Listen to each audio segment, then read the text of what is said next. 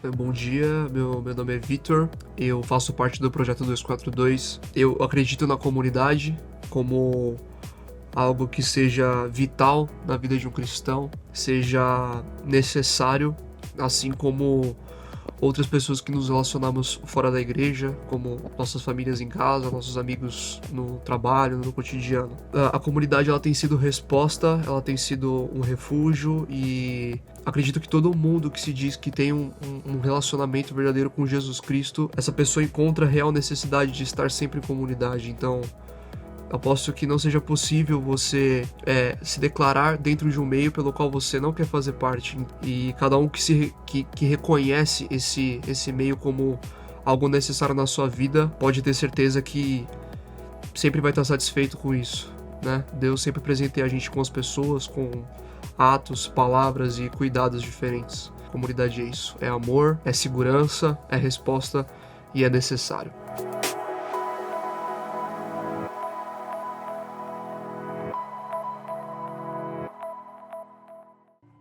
Eu achava que eu sabia tudo sobre felicidade. Exatamente onde e como conseguir. Eu buscava a felicidade no prazer, aproveitando tudo ao máximo. Para mim, felicidade era a mesma coisa que sucesso, grana, reconhecimento e, é claro, prazer. Mas toda vez que eu pensava que eu tinha felicidade nas minhas mãos, ela escapava. O vazio no meio do peito só aumentava. O caminho para a felicidade cada vez mais longe. Percebi que eu estava cada vez mais vazio. Então lembrei que eu fui criado por um Deus que não se preocupa com meu status e mesmo assim me ama. Esse amor me transformou. Agora eu sei o que é felicidade.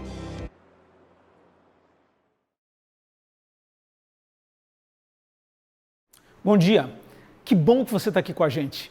É muito bom a gente mais uma vez se reunir para a gente aprender e ver o que Deus tem para nós.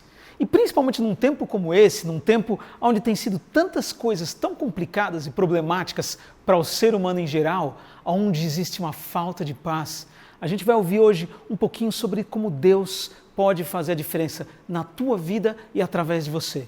Então, se você quiser saber um pouco mais, fica aqui, aproveite as músicas, cante com todo o seu coração, cante com todo o seu ser e aproveite o que vai ser ensinado e aprenda, coma isso, para que isso faça diferença na sua vida. E é assim que a gente começa hoje. Pai, a gente te louva e a gente te agradece, Deus, porque nós somos necessitados de Ti. A gente olha ao nosso redor e a gente vê tanta coisa complicada, a gente vê tantos problemas, a gente vê tanta falta de paz. E é por isso que os nossos olhos querem Te encontrar, porque nós sabemos que em Ti há a resposta para essa angústia que muitas vezes a gente sente. Nós te agradecemos por quem Tu és, meu Pai. Então vem, fala com cada um de nós. Fala com cada um que está assistindo essa reunião agora, Paizão. Em nome de Jesus, nós te pedimos e te agradecemos. Amém e que Deus te abençoe muito.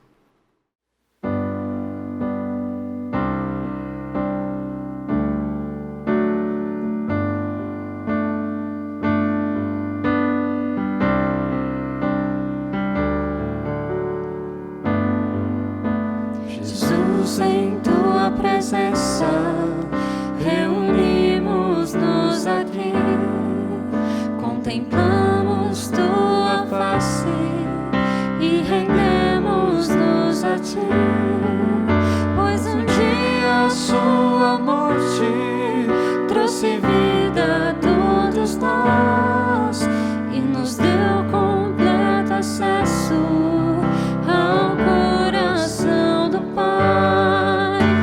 E o véu que separava já não separa mais. A luz que outrora apagada agora brilha e cada dia brilha mais. Só pra te adorar e fazer seu nome grande e te dar o louvor que é devido. Esta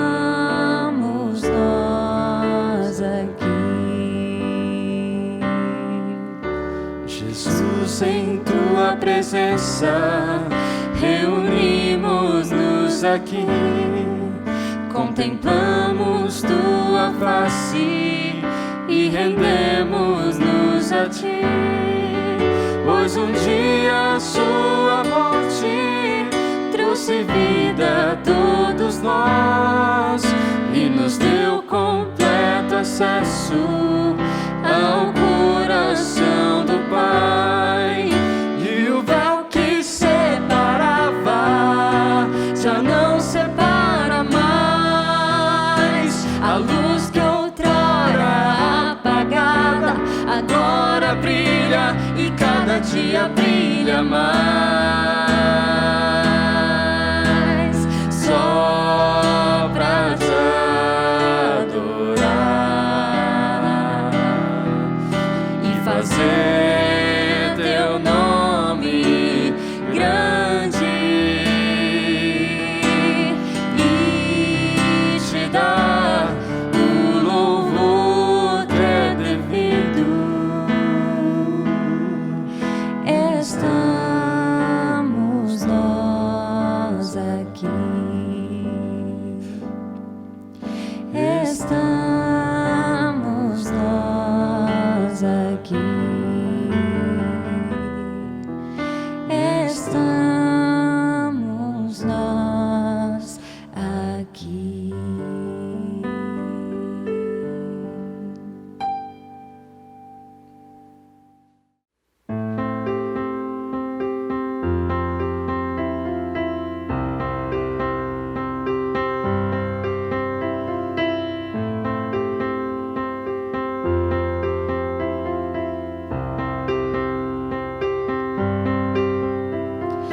Água em vinho tornou, os olhos dos cegos se abriu. Não há outro igual, igual a Deus. Dentro da noite brilhou, das cinzas nos fez ressurgir. Não há outro igual, igual a Deus. Tu és grande, Deus, tu és grande, és invencível, mais elevado que qualquer outro. Tu és a cura, grande em poder, nosso Deus, nosso Deus.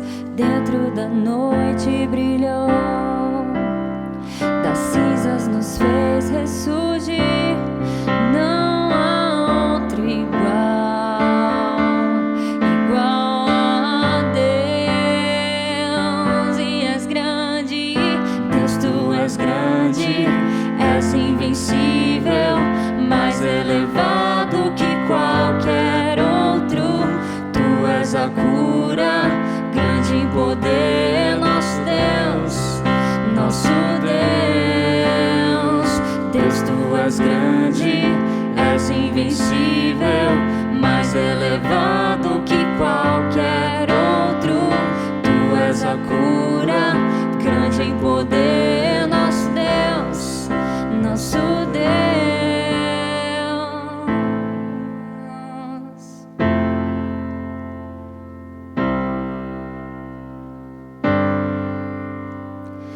Se Deus está conosco, quem pode nos deter? Se Deus está conosco, não há o que temer. Se Deus está conosco, quem pode nos deter? Se Deus está conosco, não há o que temer.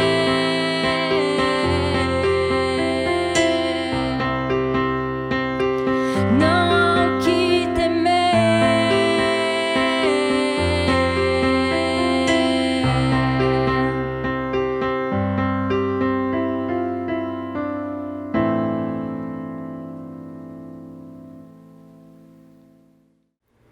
Bom dia, irmãos.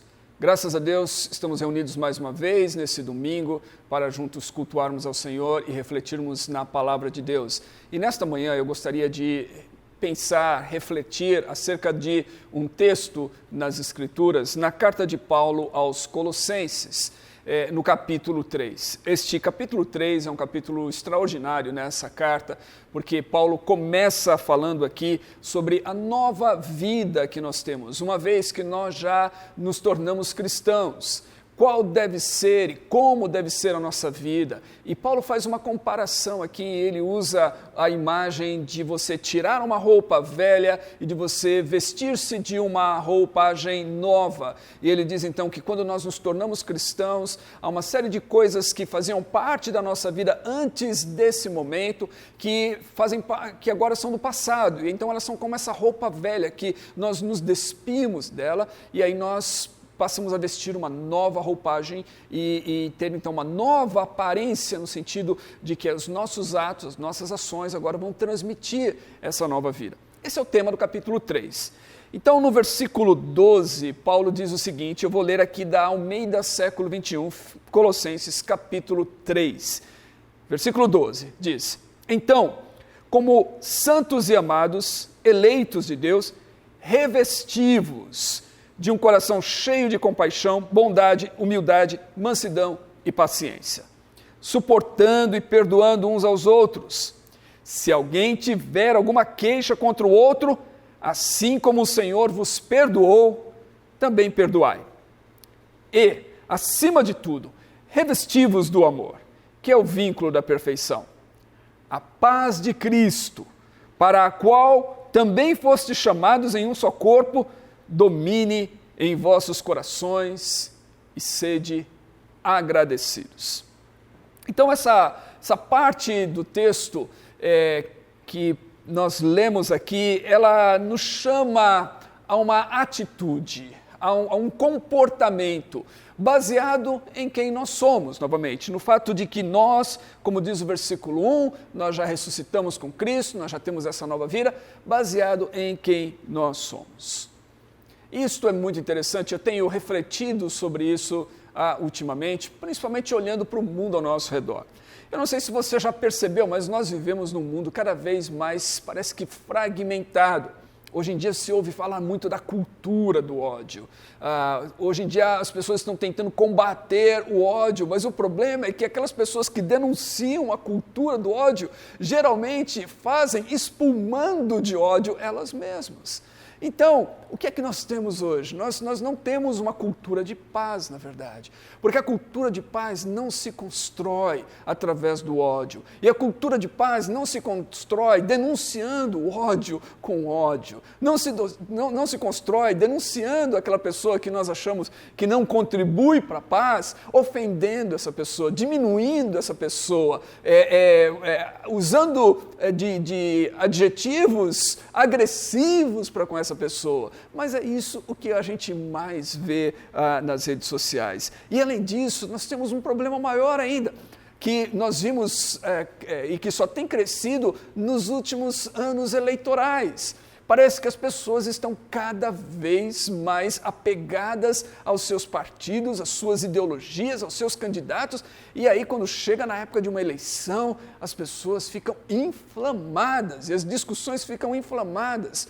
E talvez você já tenha tido a oportunidade de ler, inclusive, sobre as consequências disso, consequências gravíssimas de pessoas cujos relacionamentos foram rompidos, amizades, às vezes, de anos foram rompidas, até mesmo casamentos rompidos por causa de discussões e disputas políticas e disputas partidárias e disputas ideológicas.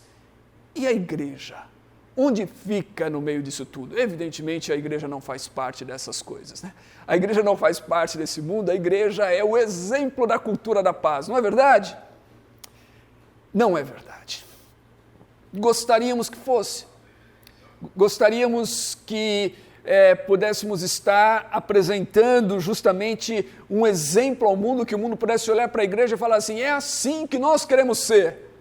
Mas infelizmente e tristemente, muitas vezes a igreja está repetindo exatamente o mesmo comportamento que as pessoas que não têm o Evangelho e que não têm Cristo em suas vidas. A igreja está igualmente fragmentada, a igreja está igualmente dividida, a igreja está igualmente usando essas formas agressivas de tentar combater aquilo que ela está tentando denunciar como mal. E ela combate o mal com o mal, ela combate o ódio, mas faz isso de uma maneira agressiva. Ela não estabelece a paz, porque a sua mensagem, muitas vezes, a sua postura e a forma como ela faz é uma forma agressiva. Nós somos chamados para vivermos de maneira diferente. Nós somos chamados para sermos filhos da paz, para anunciarmos a paz. O nosso Deus é um Deus de paz. O nosso Senhor Jesus Cristo é o príncipe da paz. O nosso Evangelho que nos alcançou e por meio do qual nós recebemos a salvação é chamado de Evangelho da paz. Deus nos chamou e a nossa vocação é para sermos agentes de paz, para sermos mensageiros de reconciliação, para proclamarmos a paz. Então não convém que nós estejamos como cristãos repetindo exatamente o mesmo comportamento das pessoas que não têm Cristo. Nós temos Cristo, nós temos o Evangelho, nós temos Deus, nós temos tudo o que precisamos para vivermos de maneira diferente, só depende, na verdade, de nós. E é exatamente isso que Paulo está falando aqui em Colossenses capítulo 3. Na verdade, Paulo está falando aqui do nosso comportamento. Ele parte de quem nós somos, da nossa identidade, isso é quem nós somos, para depois falar de como nós devemos viver, ou seja, qual deve ser o nosso comportamento, o que é que nós devemos espelhar quando as pessoas olham para nós, o que elas devem ver a partir do nosso comportamento. Então, em primeiro lugar, quem nós somos? Qual é a nossa identidade? No texto, no versículo 12, ele diz assim, que nós somos santos e amados, eleitos por Deus. Quando Paulo fala de santos aqui, ele está falando de quem nós somos. Nós somos santos porque nós fomos separados por Deus, nós somos chamados por Deus para pertencermos a Ele. Essa é a ideia, é isso que ele está dizendo aqui. Santos e amados, eleitos por Deus. Deus nos chamou. A Bíblia usa essa imagem da eleição. Deus nos elegeu, Deus nos escolheu, Ele nos chamou para pertencermos a Ele e tudo isso é por causa do seu amor. Por isso ele fala, amados eleitos de Deus. É por causa da graça de Deus. Não há mérito nosso nisso tudo. Agora, se somos povo de Deus, se Deus é o nosso Deus, como é que nós devemos viver? Se somos povo de Deus nesse mundo, qual deve ser a nossa conduta? Qual deve ser a nossa aparência? O que as pessoas devem ver em nós como povo de Deus? E é aí que entra então a outra parte do texto, onde Paulo vai dizer o seguinte, que nós devemos nos revestir do novo. Ele já disse lá que nós nos despimos do velho homem e agora nós devemos nos revestir do novo. Isso está nos versículos anteriores àqueles que nós lemos. Paulo disse então que aqui, o que Paulo está apresentando para nós, na verdade, a gente poderia dizer, é o guarda-roupa dos santos. Qual é a nossa roupagem? Que tipo de roupa devemos vestir aqui? Como deve ser essa roupagem? Né? Como que nós devemos nos revestir? E se nós pensarmos nisso, esse novo homem que Paulo fala é Cristo. Cristo é o novo homem. Em outras palavras, Paulo está dizendo assim, nós nos despimos do velho homem, dessa velha natureza, uma natureza que não conhecia Cristo e que estava presa em uma série de coisas que eram contrárias a Deus. Uma série de vícios, uma série de atitudes, uma série de coisas que negavam o caráter santo do nosso Deus. Mas agora nós nascemos de novo, agora nós temos Cristo em nosso coração, agora nós somos aproximados de Deus e somos parte do seu povo. Então, como devemos viver? Qual deve ser a nossa conduta? E a nossa conduta deve ser a conduta de Cristo. A nossa roupa, o novo homem, a nova mulher, essa nova humanidade, essa nova sociedade, é a sociedade a imagem de Cristo. É a sociedade que reproduz no seu comportamento, no seu trato, nos seus valores, na sua vida, na sua esperança, na sua mensagem, aquilo que Cristo é e aquilo que Cristo representa. Então, Paulo vai falar aqui sobre 5 características de Cristo que devem fazer parte, então, da nossa conduta, desse nosso novo modo de viver. E essas 5 características, se nós conseguirmos entendê-las e conseguirmos praticá-las, nós vamos, então, estar trabalhando para uma cultura de paz. É por isso que eu estou olhando esse texto. Voltando a essa ideia, vivemos num mundo fragmentado. Como nós seremos mensageiros da paz? Como nós seremos agentes da paz nesse mundo? Essas 5 características que Paulo menciona aqui, se nós inserirmos elas em nossas vidas, se nós nos vestirmos delas, se elas fizerem parte do nosso comportamento, se elas fizerem parte da nossa conduta, se elas estiverem na nossa aparência, nós estaremos contribuindo para construir uma cultura de paz nesse mundo, para construir a paz que nós tanto desejamos e que tanto queremos. Então, quais são elas? Em primeiro lugar, Paulo vai dizer assim, compaixão.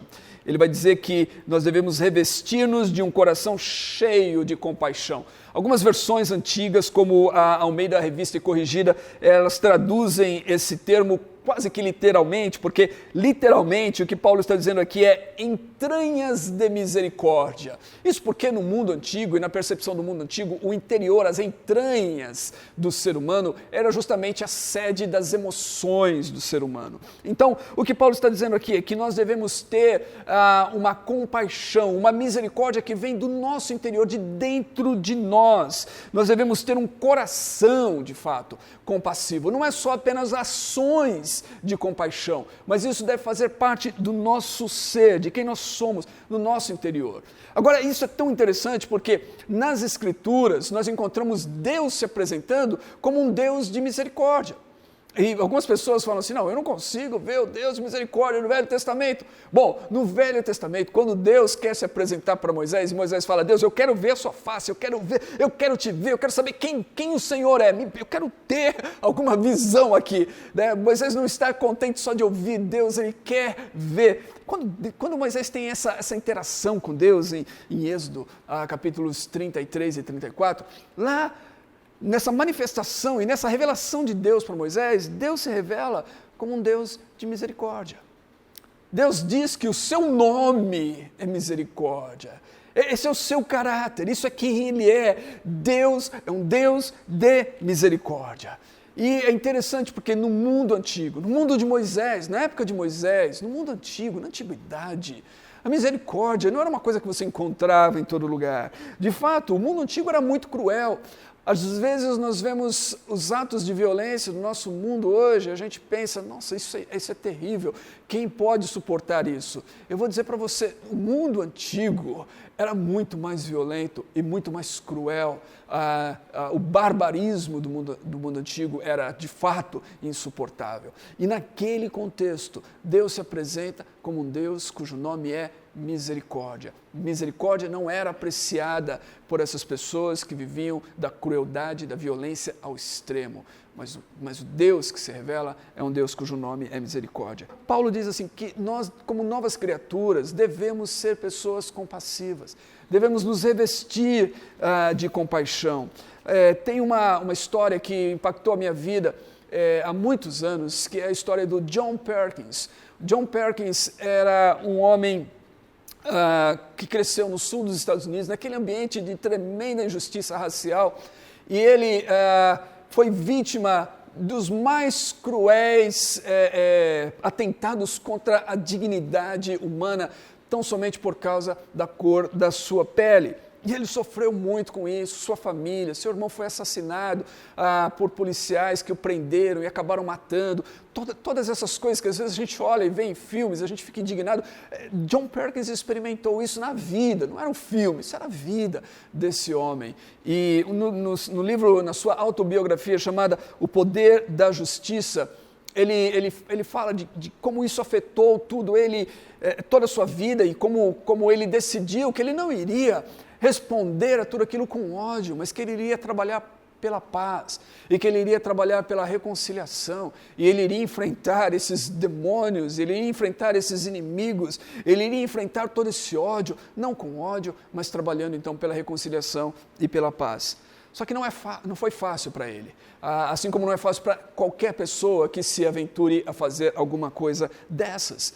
E houve um período na vida dele em que ele estava doente, e que ele ficou deprimido, e que uma série de situações aconteceram, e que ele chegou a pensar, eu vou desistir disso, eu não consigo mais seguir adiante nesse trabalho que eu estou tentando fazer, eu estou tentando enfrentar aqui um gigante, eu não tenho forças para isso. E naquele período, algumas pessoas foram fundamentais na sua vida. E uma delas é que uma senhora a quem ele chama de doutora Roberts. E ele diz o seguinte, então, na sua autobiografia, ele fala assim que a doutora Roberts era uma das poucas pessoas brancas de minhas relações naquele tempo.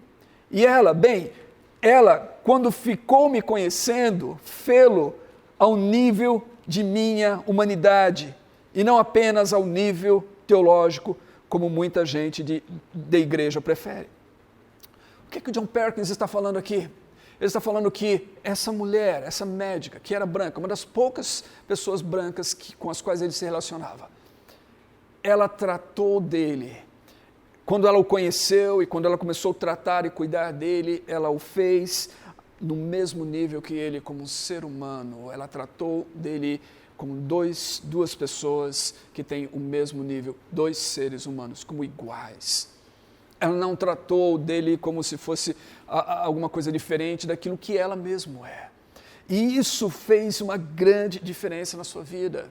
Ele diz que isso foi uma das coisas que deu a ele forças para continuar lutando. Então, a compaixão e a misericórdia é algo que tem um poder tremendo para trazer reconciliação, para trazer cura, para fazer com que essas feridas abertas pelo ódio e pela divisão e tantas outras coisas, para que essas coisas sejam saradas e sejam curadas. Precisamos nos revestir de compaixão e precisamos praticar atos de compaixão que venham de dentro de nós, de dentro do nosso interior. A outra coisa que Paulo fala aqui é sobre a bondade.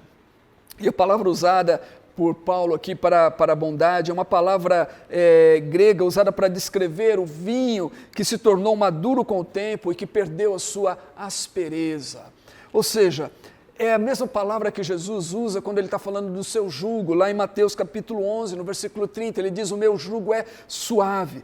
A pessoa bondosa é uma pessoa suave, é uma pessoa que trata as outras pessoas, a gente pode dizer até essa palavra como com delicadeza, com suavidade. É sobre isso que Paulo está falando aqui. As nossas palavras são palavras bondosas, são palavras delicadas, são palavras suaves, não são palavras ásperas, mas são palavras suaves. E aí eu pergunto, é isso que nós fazemos? A bondade em nossas palavras, a bondade em nosso trato. Quando nós estamos discutindo com alguém que é diferente de nós, que acredita em alguma coisa diferente de nós, que tem uma posição política, ideológica diferente de nós, quando nós estamos discutindo com alguém que nós consideramos o opressor, o inimigo, o odiado, o cheio de ódio, nós fazemos isso com bondade. A suavidade em nossas palavras, a delicadeza, a bondade no nosso trato. Se não há, então nós estamos numa posição que não é a posição de Cristo. Se não há, nós não estamos fazendo isso para trabalhar pela paz, para construir a reconciliação, para construir aquilo que nós queremos. Na verdade, não. Se não há bondade, se não há delicadeza, se não há suavidade, se há aspereza no nosso trato e nossas palavras, nós só estamos colaborando para fomentar mais ódio e mais desavença e mais divisão e mais aquilo que nós estamos dizendo que nós queremos combater. Nós não estamos contribuindo para isso. Então tem que haver bondade. Outra palavra que Paulo usa aqui, outra atitude, outra coisa, outra vestimenta que nós devemos ter, outra coisa que deve fazer parte da nossa conduta como cristãos é a humildade. É interessante isso porque os gregos nunca usavam essa palavra para se referirem a si mesmos. Em outras palavras, um grego nunca diria acerca de si mesmo que ele é humilde. Eles não tinham a humildade como uma virtude, como nós vemos no cristianismo. No entanto, para o cristão, a humildade é uma das maiores virtudes, porque nós encontramos Cristo como aquele que, sendo Deus, prefere não ser Deus para si mesmo, mas ser Deus para os outros, ser Deus a favor dos outros, de nós, e achado-se em figura humana, diz que ele se humilha, ele humilha-se a si mesmo. Nós encontramos aqui que essa é a característica de Cristo, ele é humilde, ele fala assim, aprendam de mim, porque sou manso e humilde de coração. Cristo é humilde. Então nós, como seguidores de Cristo, nós devemos aprender o que significa ser humildes. E a nossa vida deve ser uma vida de humildade. Agora, não tem a ver com fraqueza isso. A C.S. Lewis tem algo que muito provavelmente você já ouviu, essa frase dele, onde ele diz o seguinte, que a verdadeira humildade não é pensar menos de si mesmo, mas pensar menos em si mesmo. Não significa que nós somos fracos, não significa que nós desprezamos a nós mesmos, não é isso. Na verdade, nós temos uma boa autoimagem, nós sabemos quem somos santos, amados, escolhidos e amados por Deus, é isso que nós somos. Cristo sabia quem ele era, Cristo demonstra a sua humildade ao lavar os pés dos seus discípulos, mas antes de fazer isso, diz o texto em João, que ele sabia quem ele era, que ele sabia de quem ele viera, que ele sabia para onde ele estava indo. Sabendo dessas coisas, ele pega a toalha, ele se coloca diante dos seus discípulos para lavar os pés. Então a humildade, na verdade, a verdadeira humildade não tem a ver com o fato de que nós estamos inseguros acerca de quem nós somos, e aí nós passamos a agir de uma determinada maneira, sabendo quem nós somos, no entanto, nós agimos de uma determinada maneira. É o oposto da arrogância, é o oposto da presunção, é o oposto da autoexaltação, é o oposto de você considerar-se superior ou maior do que as outras pessoas. É importante isso, é importante que a gente tenha essa atitude de sermos humildes. Paulo diz assim que nós devemos servir ao Senhor com toda a humildade, que nós devemos andar com toda a humildade e mansidão. Isso deve fazer parte da nossa vida. Então, compaixão, bondade, humildade, aqui são características, são aspectos dessa conduta cristã que nós devemos ter. Ele vai além, ele fala de mais outras duas. Ele fala da mansidão. E a mansidão é interessante, porque, novamente, a mansidão muitas vezes é vista como fraqueza, mas, na verdade, ela é o oposto da fraqueza. É a capacidade de ter domínio próprio e autocontrole. É a capacidade de você dominar a sua força, de você controlar a sua força. Tem uma história no filme 42, que é um dos primeiros filmes de sucesso do Chadwick Boseman, e esse filme ele fez com o Harrison Ford, onde ele acaba interpretando um jogador de beisebol, o Jack Robinson, que foi o primeiro jogador afro-americano da liga principal de beisebol nos Estados Unidos.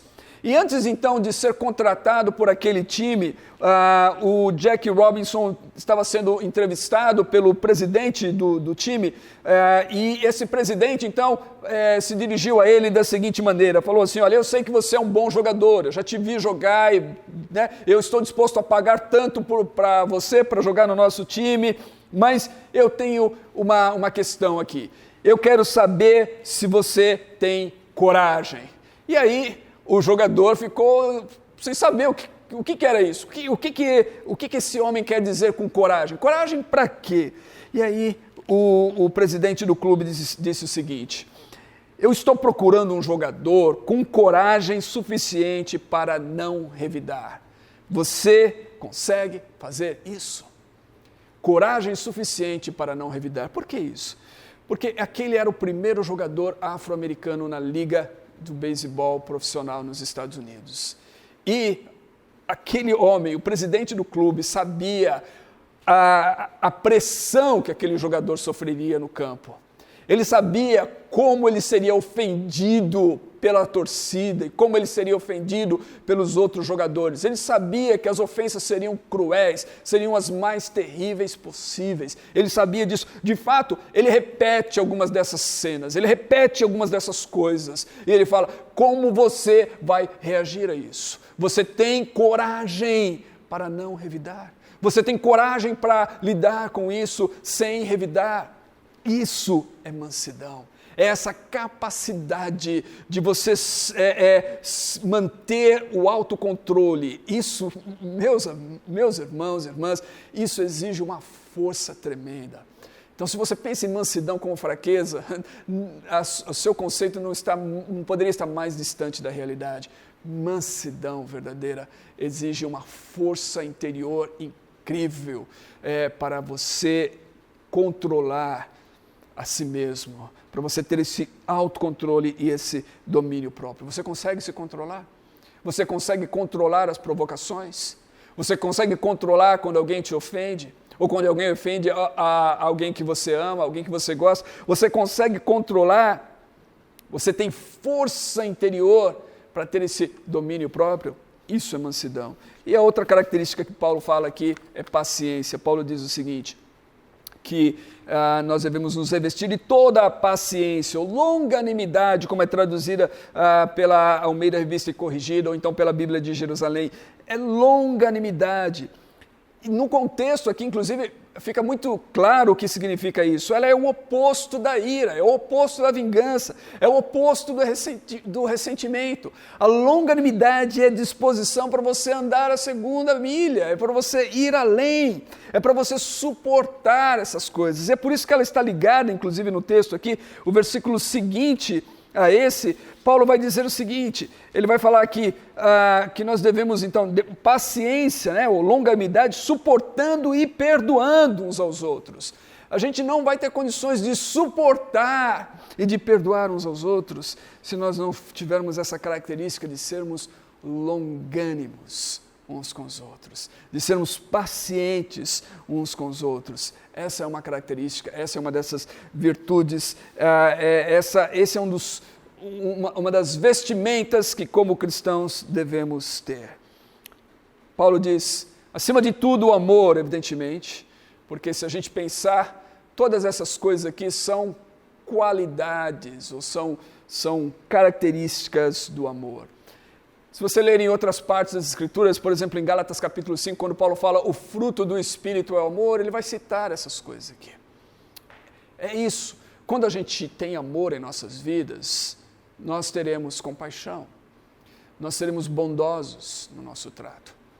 Quando nós temos amor em nossa vida, vai haver humildade no relacionamento com as pessoas, nós vamos servir as pessoas, não numa posição de superioridade, mas genuinamente com humildade. Nós seremos capazes de ter mansidão e termos paciência uns com os outros. Agora pensa bem, se nós conseguirmos viver dessa maneira, o que é que nós faríamos no nosso mundo? Pensa bem se todos nós, se nossa igreja fosse uma igreja onde todo mundo estivesse vestido com essas roupas, se as cores das nossas roupas pudessem ser essas cores, se as pessoas pudessem olhar para nós e alguém perguntasse para elas, olha, com que se parecem aquelas pessoas?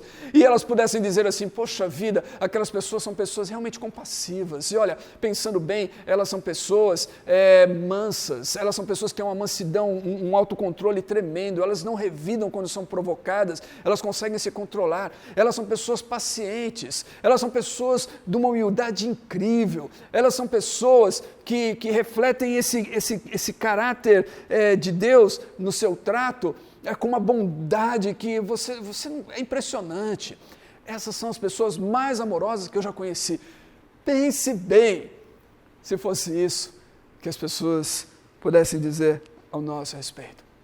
Mas é isso que elas deveriam ter condições de dizer ao nosso respeito. Você vai falar assim, isso é muito difícil? Isso é impossível, não tenho condições de viver assim. Meu Deus, que mundo é esse que você está vivendo, cara? Isso é uma ilusão, isso é uma utopia. Não é. Basta que a gente viva como Cristo nos chamou para viver. Basta que o nosso comportamento seja aquilo que nós somos de fato quando nascemos de novo.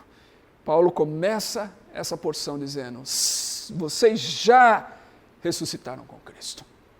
Vocês já nasceram, já experimentaram essa nova vida com Cristo. Então agora vivam assim. Vivam assim. Cristo vive em nós. Todas essas características aqui são características de Cristo. O que é que nós precisamos então? Precisamos nos lembrar daquilo que Cristo nos disse, ou do que Ele disse aos seus discípulos em primeiro lugar, mas que a partir deles Ele tem dito a todo aquele que deseja segui-lo. E Bonhoeffer expressou isso de uma maneira incrível. Ele disse: quando Cristo chama um homem, Ele o convida, venha e morra. Cristo disse assim: se alguém quer ser meu seguidor, negue-se a si mesmo, tome cada dia a sua cruz e siga-me. O que nós precisamos, meus irmãos, é vivermos essa realidade do discipulado.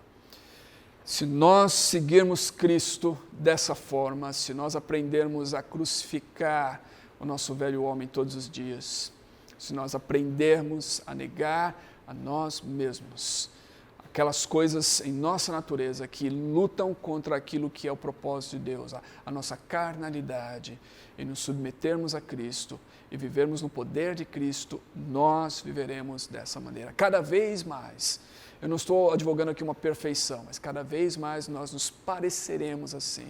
E aí, como povo de Deus, nós estaremos construindo uma cultura de paz.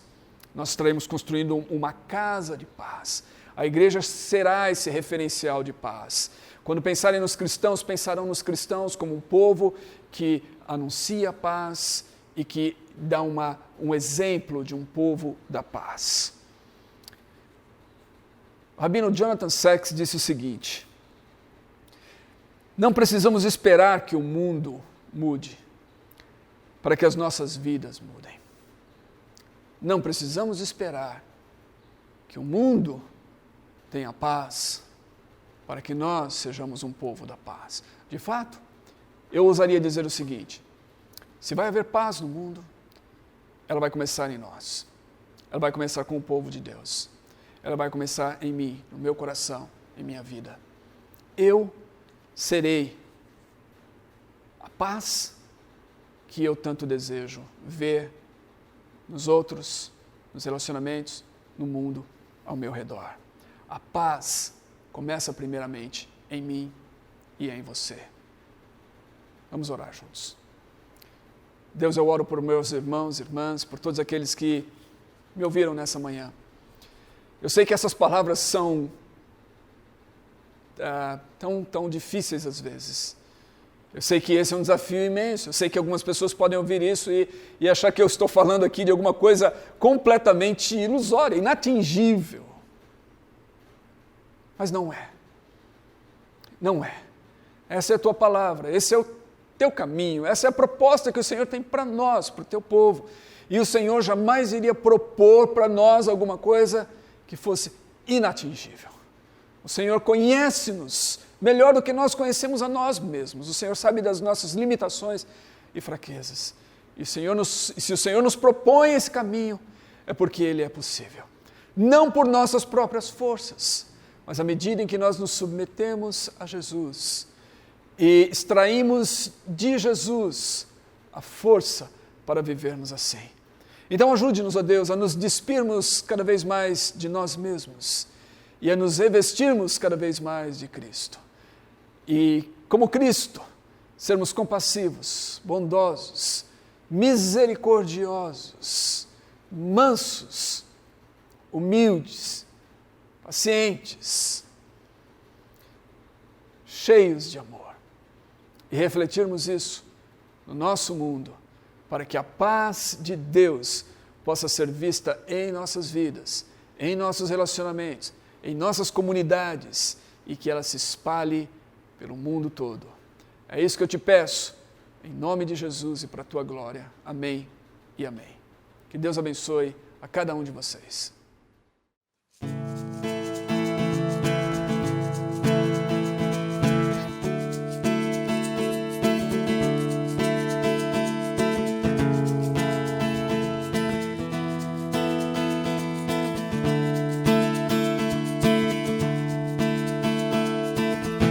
Quebra o jugo do meu pecado.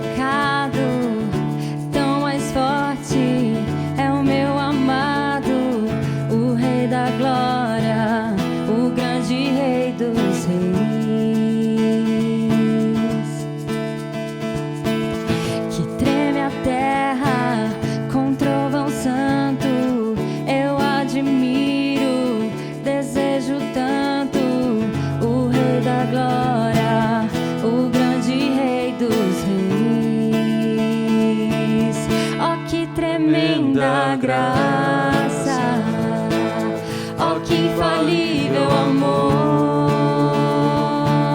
tomou o meu lugar, a minha cruz levou.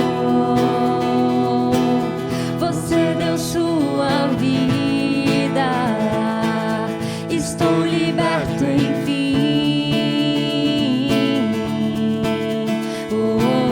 Jesus, eu canto pelo que fez por mim.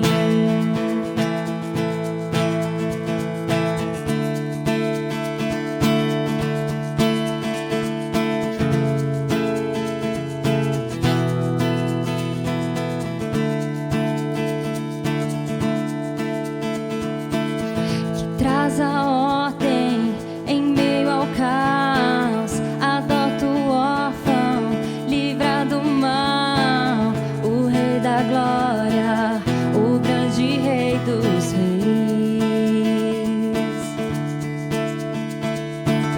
Governa o mundo com sua justiça, és como o sol, tua face brilha, o Rei da Glória, o grande Rei dos Reis. Ó que tremenda graça, ó que infalível amor, tomou o meu lugar, a minha cruz levou. Você deu sua vida, estou liberto enfim. Oh, Jesus, eu canto pelo que fez por mim.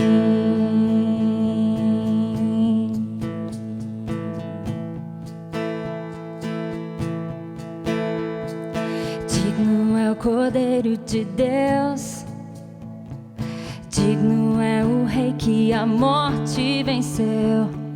Digno é o Cordeiro de Deus, digno é o Rei que a morte venceu. Digno é o Cordeiro de Deus, digno é o Rei que a morte venceu. Digno é o Cordeiro de Deus, digno, digno, digno. Ó que tremenda graça, ó que infalível amor, tomou o meu lugar, a minha cruz levou. Você deu sua vida, estou liberto enfim. Oh, Jesus, eu canto pelo que fez por mim.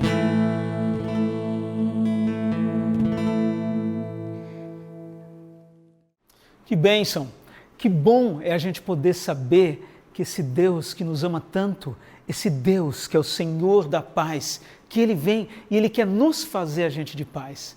Então eu acredito que realmente Deus falou com você nessa mensagem. Eu acredito que Deus tenha falado com cada um de nós, para que nós estejamos submissos a Ele, para que a gente entenda que Ele é a favor de que nós sejamos paz para o mundo, que nós sejamos bênção para o mundo. E é isso, e se você de alguma forma foi tocado por essa mensagem, a gente quer te encorajar.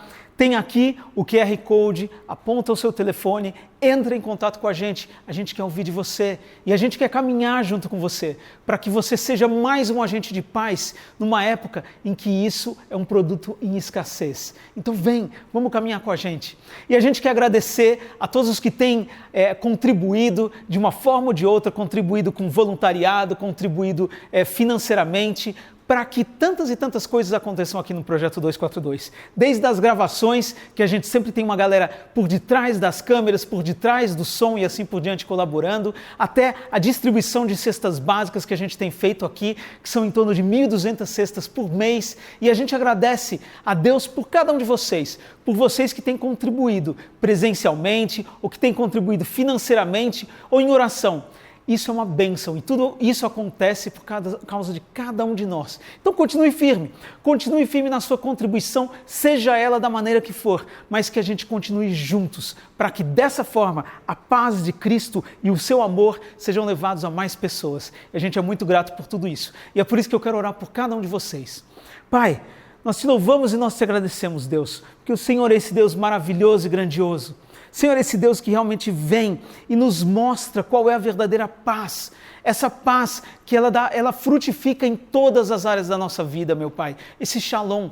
E a gente te agradece por isso, meu Pai. A gente te agradece porque nós sabemos que agora a gente tem alguém que vai adiante de nós, que vai nos mostrando como a gente deve caminhar.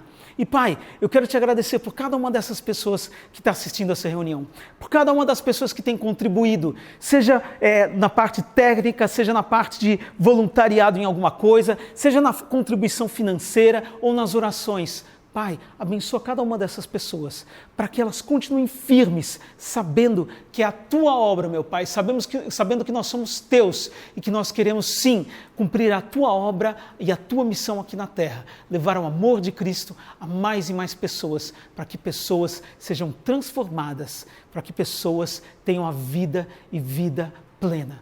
Te agradecemos, Pai, em nome de Jesus. Amém.